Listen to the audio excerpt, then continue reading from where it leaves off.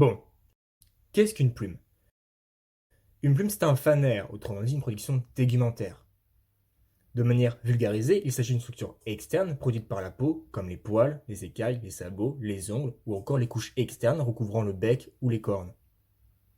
Toutes ces structures externes, appelées fanères, sont principalement composées d'une protéine nommée la kératine. Une plume, c'est un agencement de plusieurs structures complexes. Premièrement, la tige, qui se divise en une partie creuse à sa base nommée le calamus, et une partie pleine nommée le rachis. De chaque côté de cette tige se trouve une vexille, également appelée lame ou étendard. Chacune de ces lames se compose de plusieurs poils, nommés barbes. Si les barbes sont souples, molles et libres au niveau du calamus, ces derniers sont pourtant raides et accrochés les unes aux autres au niveau du rachis. Chaque barbe se compose de petits crochets nommés barbules, et chaque barbule possède des crochets plus petits appelés barbicelles. C'est tout cet ensemble qui forme la plume. Bien. Mais comment se développe une plume? Une plume émerge sous l'apparence d'un bourgeon nommé germe plumaire. Cette structure se compose de plusieurs tissus, se développant dans une gaine cornée qui se craquera au fur et à mesure que la plume se forme. Les plumes se renouvellent à chaque mue. Quels sont les différents types de plumes? Tout d'abord, les plumes de vol, ou pennes, qui regroupent les rémiges, qui sont des plumes asymétriques, placées à l'extrémité des ailes, qui servent notamment à fendre l'air, car elles offrent moins de résistance. On retrouve également les rectrices, qui sont des grandes plumes symétriques disposées au niveau de la queue, servant surtout de gouvernail et de frein.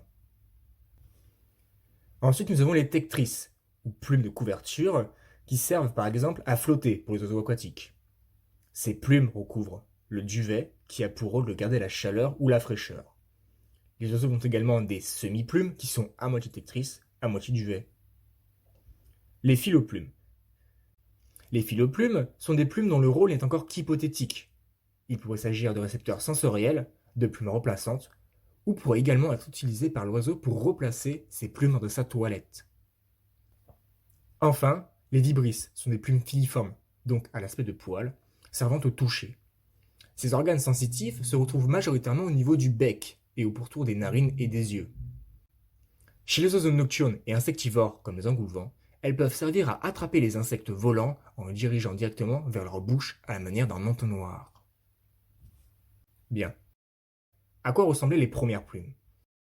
Les toutes premières plumes n'étaient pas à proprement parler de véritables plumes, mais plutôt des structures fibreuses sous la forme de monofilaments souples, parfois épais. Ce type d'organe se retrouve sur certaines espèces du genre Siriomimus et Juravenator par exemple.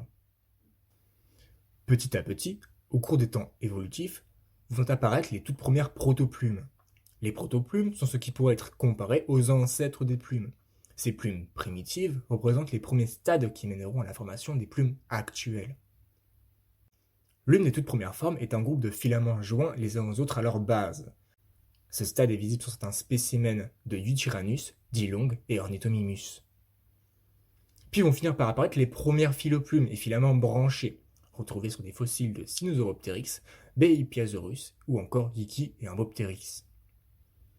A noter que ce n'est pas parce que de nouvelles structures apparaissent que les anciennes disparaissent. Un dinosaure peut très bien posséder à la fois des filaments branchés, des filoplumes, des monofilaments souples et des écailles.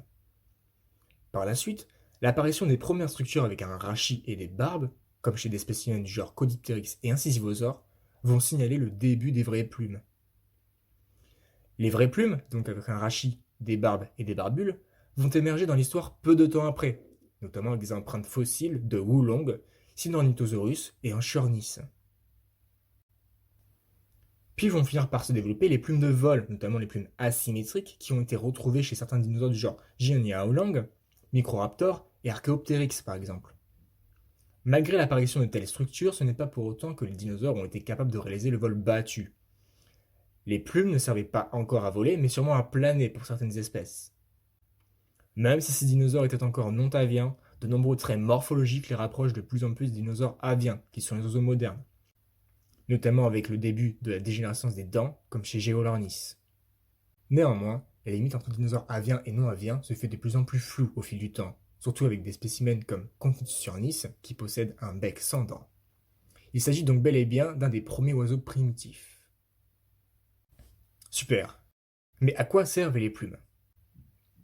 Il est important de savoir qu'un gène code plusieurs protéines. Il est donc possible qu'à partir d'une adaptation à l'eau salée, par exemple, une corne pousse sur une partie du corps. Et suite à cela, la corne pourra, au fil du temps, trouver une utilité. C'est ce qui s'est passé chez les oiseaux. Les plumes ne servaient pas pour le vol, mais servaient certainement de signalement comme la parade nuptiale et de protection thermique. Les écailles ne protégeant pas contre le froid, l'apparition des plumes a offert un avantage face au climat plus frais. Puis c'est seulement après plusieurs dizaines de millions d'années d'évolution que les plumes ont été utilisées pour planer, puis pour le vol battu. C'est donc lorsque les dinosaures aviens sont apparus que les plumes ont pu être utilisées pour les déplacements aériens. Mais le vol n'était pas le but premier des plumes.